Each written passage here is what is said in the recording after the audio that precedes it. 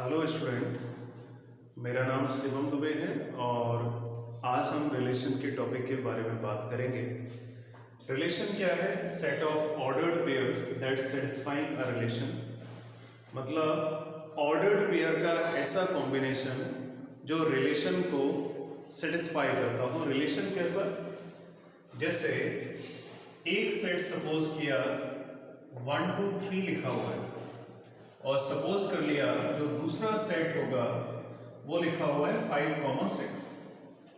अब एक सेट का दूसरे सेट के साथ हमें रिलेशन दिखाना है, यानी एक चीज का दूसरी चीज के साथ जुड़ना या एक ऑब्जेक्ट का दूसरे ऑब्जेक्ट के साथ जुड़ना।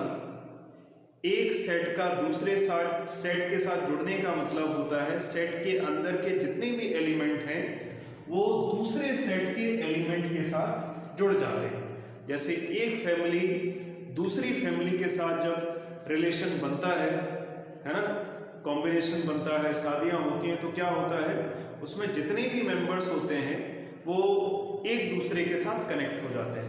मतलब कि अगर किसी का बुआ के साथ कनेक्शन है तो किसी फूफा के साथ कनेक्शन है, किसी का मासी के साथ कनेक्शन है ना, किसी ना किसी तरह से ये जुड़ जाते हैं। यानी एक फैमिली का दूसरी फैमिली के साथ जुड़ना, एक घर का दूसरे घर के साथ जुड़ना। एक्चुअल में घर तो नहीं जुड़ता है, जो घर के मेंबर्स होते हैं वो दूसरे घर के मेंबर के साथ जुड़ जाते हैं। तो ये जो एलिमेंट के साथ रिलेशन है किसी एक सेट के अंदर दूसरे सेट का, तो उसको हम क्या बोलते हैं? रिलेशन बोलेंगे। अब रिलेशन डिफाइन करने के लिए 11th क्लास में एक टॉपिक पढ़ा था ऑर्डर्ड पेयर। ऑर्डर्ड पेयर यानी A क्रॉस B वेक्टर निकालते थे, तब उससे हमें ऑर्डर्ड पेयर मिलता था। ऑर्डर्ड पेयर में था 1 2 3 और इंटू 5 6।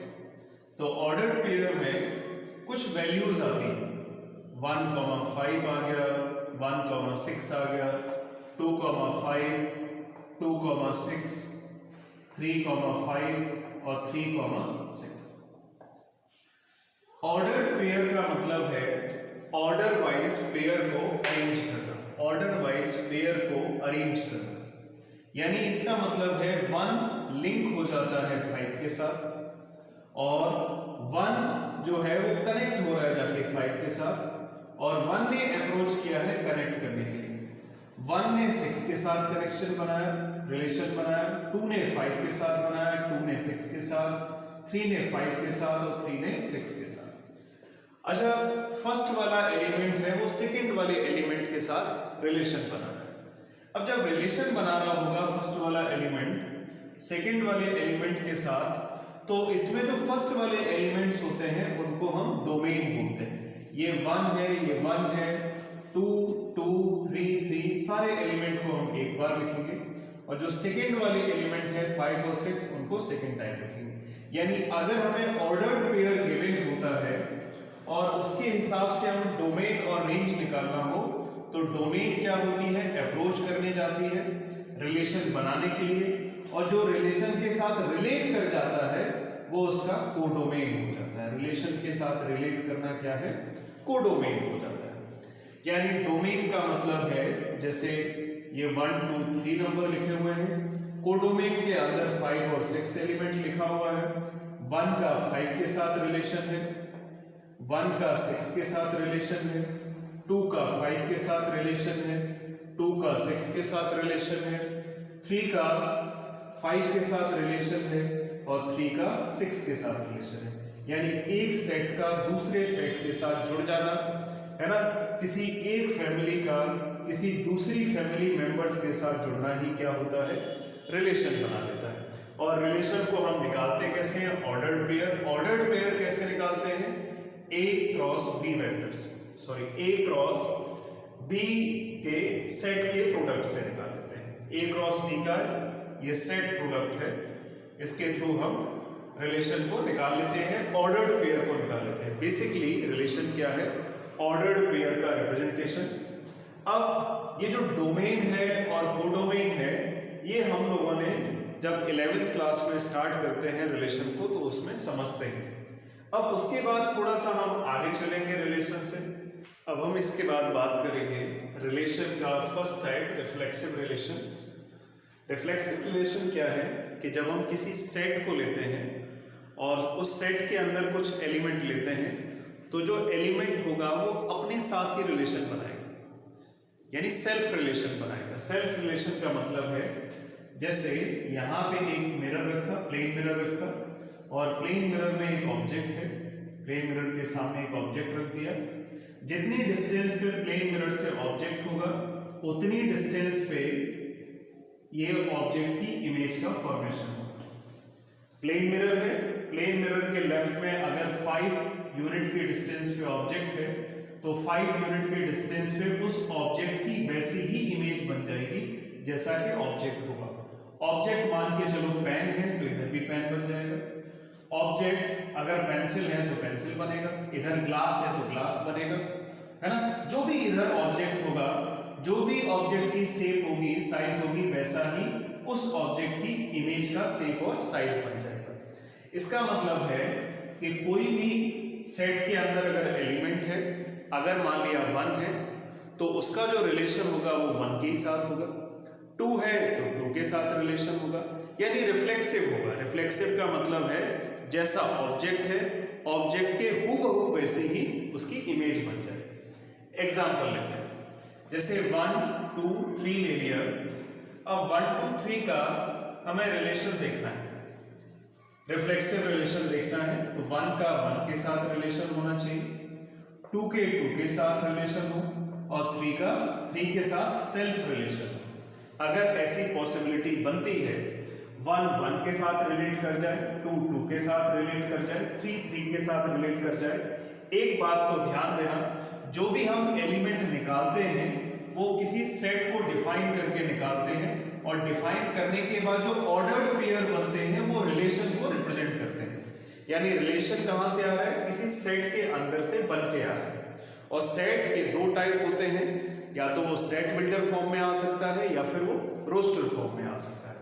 ठीक है, तो ये इसका रिलेशन है, यानी एक भी एलिमेंट की इमेज छूटनी नहीं चाहिए। 1 है तो 1 का सेल्फ रिलेशन, लेकिन जैसा ऑब्जेक्ट होगा वैसे ही इमेज बनेगी। यानी ये मान के चलो कि प्लेन मिरर के रिस्पेक्ट में हम चीजों को देख रहे हैं। प्लेन मिरर के रिस्पेक्ट में ऑब्जेक्ट की करस्पॉन्डिंग इमेज को देख रहे हैं, यानी डोमेन के रिस्पेक्ट में ये कोडोमेन की वैल्यू को देख रहे हैं, रेंज की वैल्यू को देख रहे हैं। प्री इमेज के रिस्पेक्ट में इमेज को देख रहे हैं, और वो सेम आनी चाहिए। अगर सेम आती है सेल्फ रिलेशन बनता है। सेम एलिमेंट जैसे पहले है ऑर्डर्ड पेयर का फर्स्ट एलिमेंट है, वैसे ही बाद वाला एलिमेंट आना चाहिए, बिल्कुल सेम एलिमेंट आना चाहिए। अगर ऐसा है तो रिफ्लेक्सिव रिलेशन है। कुछ एग्जांपल्स हैं, जैसे ABC एक सेट दिया गया है और इसके हम रिलेशन बनाते हैं। इसके रिलेशन कई दिए हैं, लेकिन सेल्फ रिलेशन बनना चाहिए। A का A के साथ, B का B के साथ रिलेशन आ गया, और इसमें C का C के साथ रिलेशन आ गया। सेट का एक भी एलिमेंट नहीं छूटना चाहिए। अगर एक भी एलिमेंट छूटेगा तो इसका मतलब रिफ्लेक्सिव रिलेशन नहीं। अब इसके बाद आगे बात करते हैं, 1 अगर 1 के साथ मैप हो जाता है, 2 अगर 2 के साथ मैप हो जाता है, 3 3 के साथ मैप हो जाता है, तो ये जो रिलेशन बनेगा ये रिफ्लेक्सिव रिलेशन होगा। मुझे उससे फर्क नहीं पड़ता चाहे 2 1 के साथ बना ले, 2 3 के साथ बना ले, 3 2 के साथ बना ले, उससे कोई मैटर नहीं करता। बस जरूरी क्या है कि सेल्फ रिलेशन बनना चाहिए। 1 1 के साथ बने, 2 2 के साथ बने, 3 3 के साथ बने, और फिर 2 किसी के भी साथ बना ले, कोई फर्क नहीं है। मतलब खुद के एलिमेंट के साथ रिलेशन बनना चाहिए, यानी ये रिफ्लेक्सिव रिलेशन हो। इसमें बात कर लेते हैं 1 3 के साथ कनेक्ट है क्या, 1 1 के साथ कनेक्ट है, नहीं है, तो यहीं से पता चल गया रिफ्लेक्सिव नहीं होगा। और भी चेक कर लेते हैं, 2 4 के साथ, लेकिन 2 2 के साथ कनेक्ट होना चाहिए, सेम का सेम के साथ है तभी रिफ्लेक्सिव होगा। 3 का 3 के साथ है, लेकिन 3 1 के साथ भी है, चलो कोई प्रॉब्लम नहीं। 4 1 के साथ है और 4 2 के साथ है, 3 3 के साथ जरूर है, लेकिन और छूटे हुए हैं। एक भी अगर सेल्फ के साथ रिलेशन नहीं बनता है, यानी 1 का 1 के साथ रिलेशन, 2 का 2 के साथ रिलेशन, 3 का इसमें जरूर 3 के साथ हो गया है, 4 का भी नहीं हुआ है। एक भी अगर छूट जाएगा सेल्फ रिलेशन तो इसका मतलब वो रिफ्लेक्सिव नहीं होगा, तो ये नॉट रिफ्लेक्सिव, ये रिफ्लेक्सिव रिलेशन नहीं बनता। ए का ए के साथ रिलेशन, बी का बी के साथ रिलेशन, सी के साथ रिलेशन, तीनों ही बहुत अच्छा है, लेकिन डी छूट गया। यानी जो भी सेट डिफाइन होगा, जिस सेट से हम रिलेशन बना रहे होंगे उसमें एक भी एलिमेंट छूटना नहीं चाहिए। अगर एक भी एलिमेंट छूट जाता है ना, तो वो रिफ्लेक्सिव नहीं होगा। यानी रिलेशन सबको बनाना चाहिए, और रिलेशन सब बनाए। एक बात, पहली बात, रिलेशन ये एक का दूसरे के साथ सारे बनाए, पहला पॉइंट, और दूसरा पॉइंट खुद का खुद के साथ बनाए। यानी ये वाला टॉप है, इस टॉप के साथ बनाए, ये मिडिल है, मिडिल के साथ बनाए, ये बॉटम है, बॉटम के साथ बनाए। रिलेशन सारे बनने चाहिए और खुद का खुद के साथ बनने चाहिए। अगर ये दो कंडीशन सेटिस्फाई होती है तो वो रिफ्लेक्सिव होगा। कुछ और एग्जाम्पल देख लेते हैं। 1 का 1 के साथ रिलेशन है, 3 का 3 के साथ रिलेशन है ना। सेल्फ रिलेशन पहले देखना है। 5 का 5 के साथ रिलेशन है ना। 7 का 7 के साथ रिलेशन है, ये डायरेक्शन है। 5 का 5 के साथ रिलेशन, ये डायरेक्शन है। 1 का 1 के साथ ये डायरेक्शन है। 3 का 3 के साथ ये डायरेक्शन है ना। और 11 का 11 के साथ ये डायरेक्शन है। और भी रिलेशन बन रहे हैं। 3 जैसे 5 है, 5 के साथ भी बना रहा है, 3 के साथ भी कोई प्रॉब्लम नहीं, लेकिन 1 का 1 के साथ बनना चाहिए। यानी खुद का खुद के साथ रिलेशन बने। इसके अलावा एक्स्ट्रा भी बन जाए, कोई दिक्कत नहीं, एक भी छूटना नहीं चाहिए डोमेन में।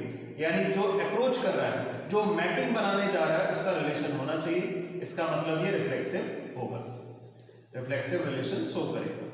अब लास्ट पे आ जाते हैं। 1, 2, 3 ये सेट डिफाइंड है। अब 1 का 1 के साथ बनना चाहिए, 2 का 2 के साथ बनना चाहिए, 3 के 3 के साथ, कोई फर्क नहीं पड़ता। 1 इससे ज्यादा रिलेशन बना ले, लेकिन सेल्फ रिलेशन बने। 1 का 1 के साथ रिलेशन है, अच्छा है। 2 का 2 के साथ रिलेशन है, लेकिन इसमें 3 छूट गया, 3 का 3 के साथ रिलेशन नहीं है, तो इसका मतलब ये नॉट रिफ्लेक्सिव होगा। ठीक है, ये रिफ्लेक्सिव नहीं होगा। ठीक है, ये रिलेशन रिफ्लेक्सिव रिलेशन नहीं बनाएगा। इसके बाद हम बात कर लेते हैं कि नंबर ऑफ रिफ्लेक्सिव रिलेशन अगर पेपर में आ जाए तो कितने हो सकते हैं। तो नंबर ऑफ रिफ्लेक्सिव रिलेशन के लिए फॉर्मूला होता है। तो नंबर ऑफ रिफ्लेक्सिव रिलेशन निकालना हो तो फॉर्मूला है 2 to the power n square minus n, यानी n square minus n। n क्या है? Number of elements. ये नंबर ऑफ एलिमेंट्स हैं जो सेट डिफाइन किया जाता है जिससे हम रिलेशन बनाते हैं। Number of elements in set, in a defined set, in a defined set। ठीक है, जो भी सेट डिफाइन होगा उसके नंबर ऑफ एलिमेंट्स होंगे। ठीक है, उसी सेट में जितने भी नंबर ऑफ एलिमेंट होंगे वही रिफ्लेक्सिव बनाएंगे, वही सिमेट्रिक बनाएंगे, वही ट्रांसटिव बनाएंगे। तो n की वैल्यू यहाँ पे पुट करेंगे जिससे हमें नंबर ऑफ रिफ्लेक्सिव रिलेशन पता चल जाएगा। जैसे कि एक एग्जांपल दिया है, पूछ लिया जाए कि इसमें कितने नंबर ऑफ रिफ्लेक्सिव रिलेशन बन सकते हैं, तो 3 है ना, सेट 3 है, तो n के प्लेस पे 3 square minus 3, 2 to the power 3 का square 9 minus 3, 2 to the power 6, यानी कितने रिफ्लेक्सिव रिलेशन बनेंगे? 64 बनेंगे। ठीक है, ऐसे जो भी सेट डिफाइन किया जाए उसमें जितने नंबर ऑफ एलिमेंट्स हो वो उसमें पुट कर देना, जिससे नंबर ऑफ रिफ्लेक्सिव रिलेशन निकाल सकते हैं। ठीक है, मुझे लग रहा है ये रिफ्लेक्सिव रिलेशन समझ में आ गया हो। ये जो मैंने रिफ्लेक्सिव रिलेशन का फॉर्मूला बताया है, इसका प्रूफ भी हम किसी सेपरेट वीडियो में लेके आएंगे। जिनको ज़्यादा इंटरेस्ट है, ज़्यादा चीज़ों को सीखना है, वो इस चैनल के साथ जुड़े रहे। रिफ्लेक्सिव रिलेशन का प्रूफ, सिमेट्रिक रिलेशन आगे कराएंगे नेक्स्ट वीडियो में, सिमेट्रिक रिलेशन और ट्रांसटिव रिलेशन। ठीक है, कैसे बनते हैं, अगर कोई नल सेट होता है तो वो सिमेट्रिक और ट्रांसटिव दोनों होता है, अगर कोई सिंगलटन सेट होता है तो वो ट्रांसटिव होता ही है, क्यों होता है, क्या रीज़न है, क्या प्रूफ है, सिमेट्रिक और ट्रांसटिव को कैसे डिफाइन किया जाता है, उसके कुछ एग्जाम्पल नेक्स्ट वीडियो में लेके आएंगे। Okay, thank you.